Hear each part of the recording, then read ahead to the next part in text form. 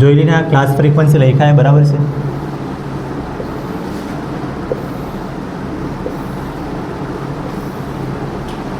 આટલો લખ્યો બરાબર છે. આના પછી આપણે મિડ પોઈન્ટ લખતા હતા. મિડ પોઈન્ટ શું આવે તને ખબર પડે? આ બેના વચમાં 45 ને 55 ના વચમાં મિડ પોઈન્ટ.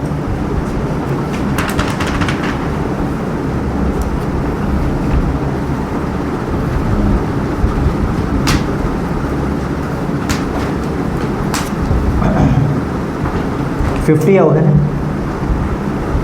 અરે 45 અને 55 બંનેના વચમાં 50 જ નંબર આવે. લખી લઈએ આપણે. આમાં 5 એડ કરે તો 50 આવે, એમાં 5 એડ કરે તો 55 આવે, તો વચમાં એનો જ નંબર આવે. વચ્ચેના નંબર તું લખે તો બી કંઈ નહીં, મેં લખ્યા નહીં મળે. 45 પછી 46, 47, 48 બધા નંબર મેં લખ્યા નહીં મળે. પણ આ જ આવે ને એક્ઝેક્ટલી વચમાં 50. પછી અહીંયા આ બેના વચમાં શું આવે?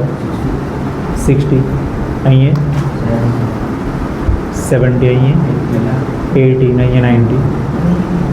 હવે છે ને આયરુઆ ફ્રીક્વન્સી એટલે એફઆઈ લખું, આયરુઆ એક્સઆઈ. આયરુઆ વસ્તુ છે ને બધી મેથડમાં કરવા જ પડે. હવે આપણે છે ને ફોર્મ્યુલા આયરુઆ યુઝ કરવાના છે ડાયરેક્ટ મેથડનું. X bar is equal to sigma f i x i upon sigma f i. F i x i એટલે શું છે? આયરુઆ એફઆઈ છે ને એક્સઆઈ છે, તો એફઆઈ એક્સઆઈનું ટેબલ અહીંયા બીજું એક ખાનું બનાવવા પડે. અને એમાં આપણે આ એફઆઈ અને આ એક્સઆઈનું મલ્ટીપ્લાય કરવાનું છે. તો 3 ને 50નું મલ્ટીપ્લાય કેટલું આવે? 3 અને 50નું મલ્ટીપ્લાય 3 ને 5નું મલ્ટીપ્લાય તો ખબર છે, તો કેટલું આવે? 3 ને 5નું મલ્ટીપ્લાય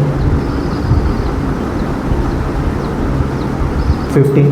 3 ને 50નું મલ્ટીપ્લાય 15 આવે. સોરી 15 આવી રીતના લખાય ને, એની ઉપર 0. 3 ને 5નું મલ્ટીપ્લાય 15 ને ઉપર 0 છે.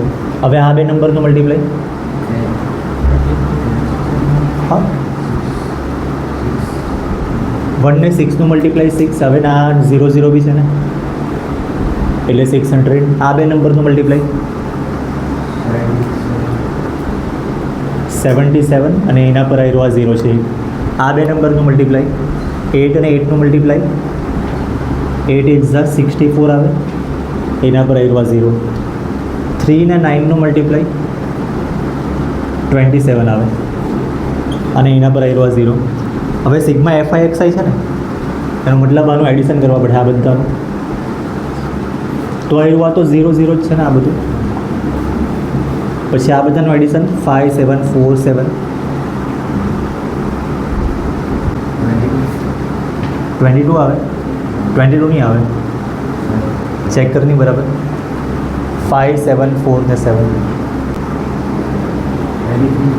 23 આવે. 3 અહીંયા લખીને 2 ઉપર. હવે આ 2 1 6 7 6 બધાનું એડિશન કરી નાખજે. 24 નહીં આવે કે 24 જ જોઈ લે. મેં 9 ને 13 કેટલા આવે? 22 ને 24 બરાબર છે. આયરુઆ સિગ્મા એફઆઈ એક્સઆઈ છે. Sigma f i x i is equal to આયરુઆ 2430. અને આ બી જોવે ને સિગ્મા એફઆઈ અહીં લખ્યું છે, તો આ બધાનું એડિશન કરી નાખને કેટલું આવે? 50 આવે. આ 10 50 એટલે જો એ ખાલી આનું એડિશન કર્યું છે. 3 + 1 4 4ના બીજા ઓકે 15નો 5 અને ઉપર 1. હવે અહીંયા 1 + 1 + 1 3. મેં કીધું હતું કે આ એમ જ 3 10 11 8 3 એવી રીતના બી એડિશન કરી નાખતો થઈ જતો.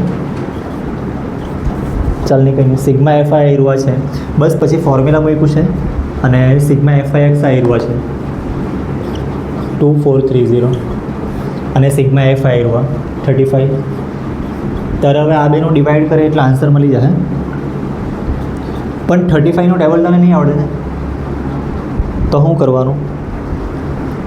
આ બંને નંબર છે ને કોઈક સેમ નંબરથી કેન્સલ થતા છે. આયરો આ નંબર 5થી કેન્સલ થાય, 5ના ટેબલમાં આવે ને આયરો 5 7 છે, તો આને બી 5થી કટ કરવાનો. આને 5થી ડિવાઈડ કરી દે. 2 4 3 0 ને 5થી ડિવાઈડ કર નોટબુકમાં. તારું ડિવાઈડ રોંગ થાય કરે. 2 4 3 0 છે, 5થી ડિવાઈડ કરે તો સ્ટાર્ટિંગમાં 5 4 ઝા 20, અહીંયા 4 આવે તો અહીંયા હું 4 લખ્યા કરે ભૂલમાં, તો અહીંયા બી 4 લખ્યા કરતો હતો કદાચ. અહીંયા તો 0 2 - 2 કરે તો 0 આવે, 0 લખવાની જરૂર નહીં મને. પછી આ એક નંબર નીચે લઈને તો અહીંયા 43 આવ્યું. અહીંયા શું આવે હવે? 5 8 ઝા 40 આવે, કેમ કે એના પછી કરે તો વધી જાય. અને આ આ 3 - 0 3 આવે, અને આ 4 - 4 0 આવી જાય, 0 લખવાનું કામ નહીં મળે.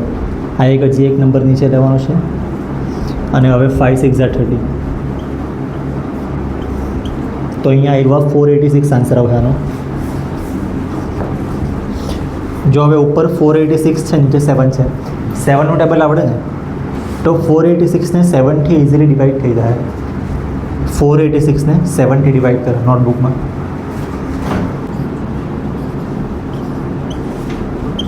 સેવનનું ટેબલ તો આવડતું છે ને.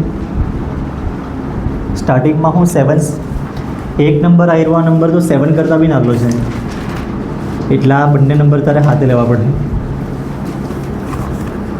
સ્ટાર્ટિંગમાં હું હવે 7 6 આવે, 7 6 કેટલા આવે? 42. 7 7 ઝા તો વધી જાય ને એના કરતાં, તો 7 6 ઝા 42.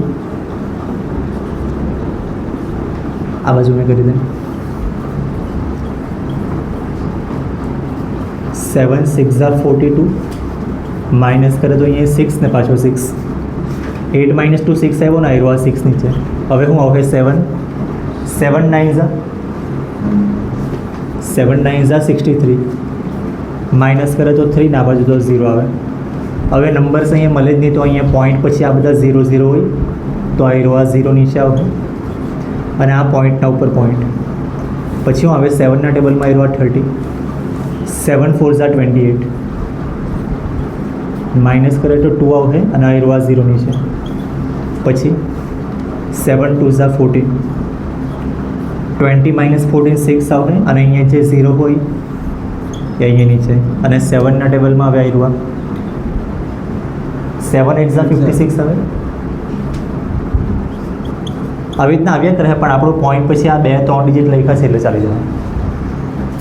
તો ફાઇનલ આન્સર છે 69.428 આવ્યા છે. હમણાં તમે લખતા નહીં, મેં છે ને આનો ખાલી ફોટો પાડી